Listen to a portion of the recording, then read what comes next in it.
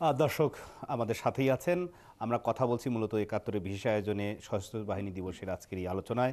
আমাদের সাথে আছেন বাংলাদেশ সেনাবাহিনীর ব্রিগেডিয়ার জেনারেল শাহরিয়ার কবির, বাংলাদেশ নৌবাহিনীর ক্যাপ্টেন আবুল কালাম আজাদ এবং বাংলাদেশ বিমান বাহিনীর গ্রুপ ক্যাপ্টেন তৌফিক রহমান। আমরা ফিরতে চাই আলোচনায় আবারও আজকের এই সশস্ত্র বাহিনী দিবসে ৭১ টেলিভিশনের বিশেষ আয়োজনে আলোচনায়। সেই আলোচনায় আমরা বাংলাদেশ সেনাবাহিনী ব্রিগেডিয়ার জেনারেল শাহরিয়ার কবির কাছে ফিরতে চাই, আপনার কাছে মূলত ফিরতে চাই বাংলাদেশ সেনাবাহিনীর আধুনিকায়নে কার্যক্রম সম্পর্কে সামনের দিনে আরও কী কী আধুনিক যন্ত্রপাতি, সরঞ্জাম, বিশেষ করে প্রযুক্তির যদি আমরা আসি, সেই জিনিসগুলো যুক্ত হচ্ছে, আপনি যদি আমাদেরকে সংক্ষেপে একটু ধারণা দিতে পারেন।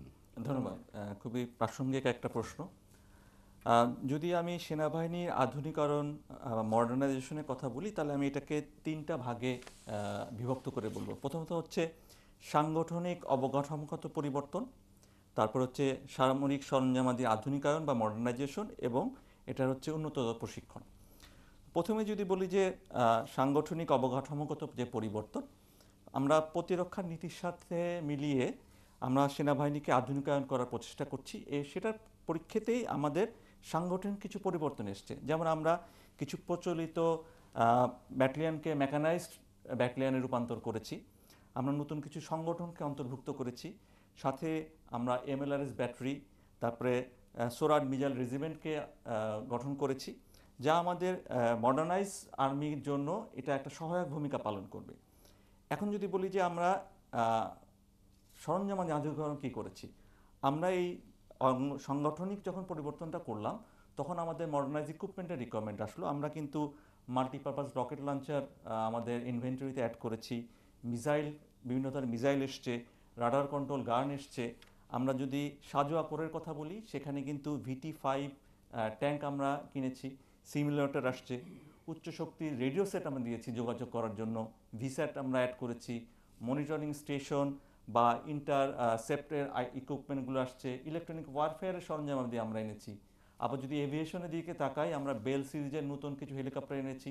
তারপরে হচ্ছে কাসা মডেলের পরিবহন বিমান যুক্ত হয়েছে আমাদের মডার্নাইজেশনের জন্য, নাইট ভিশন গগলস আমরা অ্যাড করেছি। এছাড়াও অত্যাধুনিক মডেলের ড্রোনও আমাদের সেনাবাহিনীতে যুক্ত হয়েছে।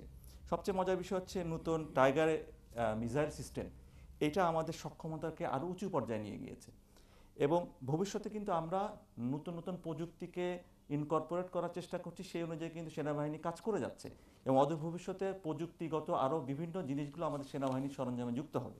এখন যদি আমি বলি যে এই সরঞ্জামাদি আনার পরে আমাদের প্রশিক্ষণের বিষয়, আমরা এই সরঞ্জামাদিগুলোকে উন্নতর সরঞ্জামকে ব্যবহারের জন্য উচ্চতর প্রশিক্ষণ দিচ্ছি।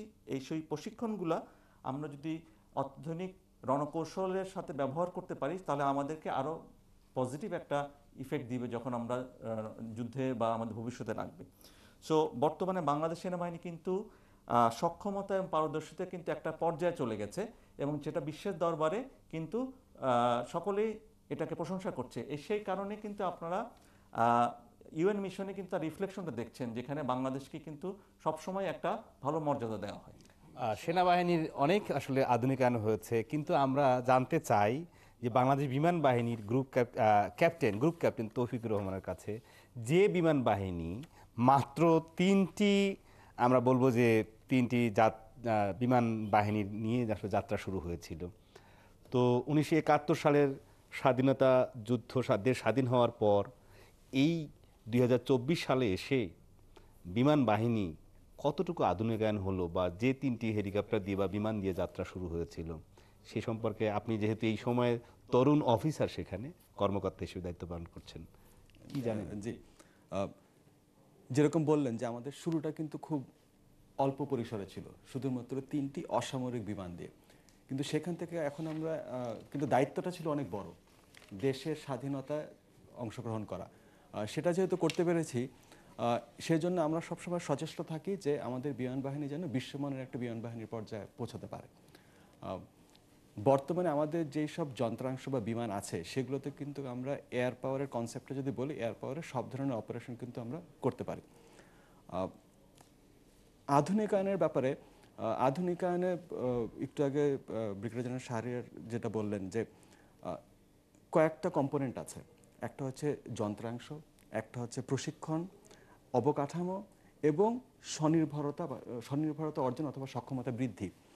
যন্ত্রাংশের ব্যাপারে যদি বলি, আমাদের যেরকম MiG-29 আছে, 4th জেনারেশন ফাইটার আছে, ইয়াক 130 আছে, 4.5th জেনারেশন ফাইটার, F7 আছে, হেলিকপ্টারের ক্ষেত্রে MI-17 সিরিজে বেশ কয়েক ধরনের MI-17 হেলিকপ্টার আছে, বেল আছে, Augusta maritime search and rescue helicopter আছে, পরিবহন বিমানের ক্ষেত্রে আমাদের কাছে C-130J আছে, নতুন সংযোজিত হয়েছে, যেটা কিন্তু একটা স্ট্র্যাটেজিক এয়ারলিফট এয়ারক্রাফট। এটাতে কিন্তু আমাদের বৈমানিকগণ এখান থেকে, বাংলাদেশ থেকে south America, north America, Africa, Europe সব জায়গায় আমরা গিয়েছি, সেই সক্ষমতা আমাদের আছে। এছাড়া আমাদের কাছে আনম্যান্ড এরিয়াল সিস্টেম আছে, ফ্যালকো, নতুন নতুন রেডার আছে, প্রাইমারি রেডার আছে, মোবাইল গ্যাপ ফিলার রেডার সংযোজন করেছি। আমাদের কাছে সিমুলেটরও যোগ হয়েছে, যে একজন বৈমানিক বিমানে প্রশিক্ষণের আগে যেন উনি সিমুলেটরে কিছুটা ট্রেনিং করতে পারেন, এতে কিন্তু অর্থ সাশ্রয় হয়, প্রশিক্ষণটা আরও ভালো হয়। সেগুলো আছে আমাদের কাছে অনেকগুলো। আমাদের কাছে surface two air missile system আছে, যেগুলো আমরা ভূমি থেকে নিক্ষেপণযোগ্য অস্ত্র আছে। যদি প্রশিক্ষণের ব্যাপারে আসি, তাহলে আমাদের যে প্রশিক্ষণ ইনস্টিটিউশনগুলো আছে, এয়ারফোর্স একাডেমি আছে, অফিসার্স ট্রেনিং স্কুল আছে, ফ্লাইং ইনস্ট্রাক্টর স্কুল আছে, এগুলোর পর্যায়ে কিন্তু আমরা অনেক উপরে নিয়ে গেছি। এখন বিদেশ থেকে অনেকেই আসে এখানে। মূলত আপনি বলছিলেন যে বাংলাদেশ বিমান বাহিনীর যে যাত্রা শুরু 3টি বিমান দিয়ে, সেটি এখন আধুনিক MiG-29 থেকে শুরু করে অনেক কিছু যুক্ত হয়েছে।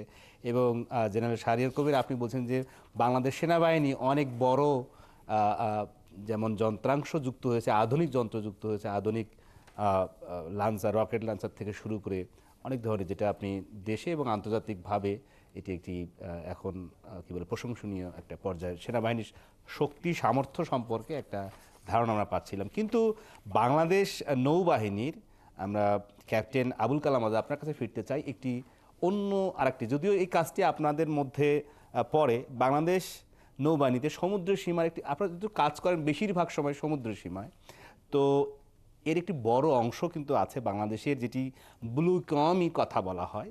সেটি যদি সত্যি সত্যি হয়ে থাকে, তাহলে আমরা কার্যকর করতে, অর্থাৎ ব্লু ইকোনমিকে আমরা কার্যকর করতে পারি বা করার সম্ভাবনা আপনি কি দেখেন? ধন্যবাদ আপনাকে। প্রথমে ব্লু ইকোনমি নিয়ে একটু কথা বলতেই হয়, না বললে হয় না।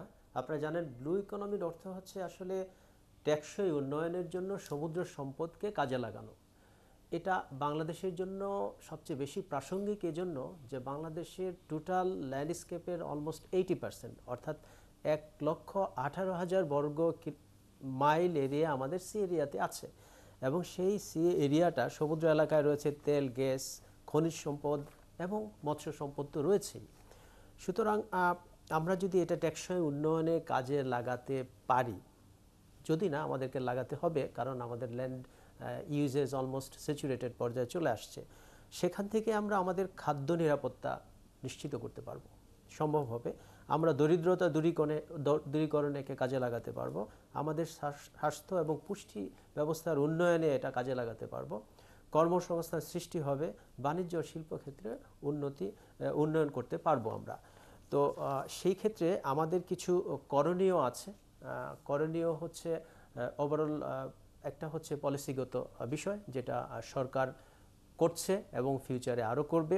আরেকটা হচ্ছে কিছু বলবেন? না, আপনার কথা দ্রুত শেষ করেন, কারণ আমাদের অনুষ্ঠানের সময়সীমা। আরেকটা হচ্ছে আমাদের এক্সিকিউশন, যেটা আমরা করছি, মেরিটাইম যে এজেন্সিগুলো আছে, নৌবাহিনী তার লিডিং রোলে আছে, সেটা আমরা অলরেডি করছি। নিরাপত্তা এবং এখান থেকে যাতে আমরা রিসোর্স কালেক্ট করতে পারি, এই বিষয়টার নিশ্চয়তা বিধান করার জন্য নৌবাহিনী আপ্রাণ চেষ্টা করে যাচ্ছে।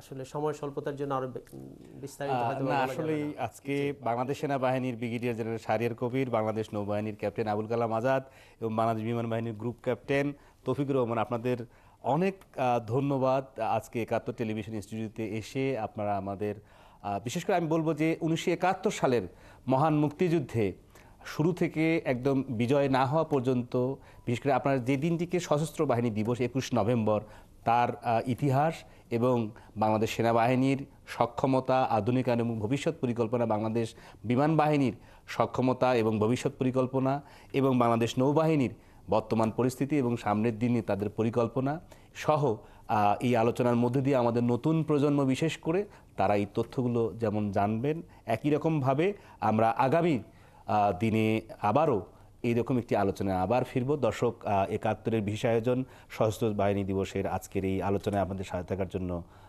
ধন্যবাদ। আমরা একই সাথে কৃতজ্ঞতা জানাচ্ছি আপনাদের তিনজনকে, আপনারা আমাদেরকে সময় দিয়ে ব্যস্ততার মধ্যেও সময় দিয়েছেন। ধন্যবাদ।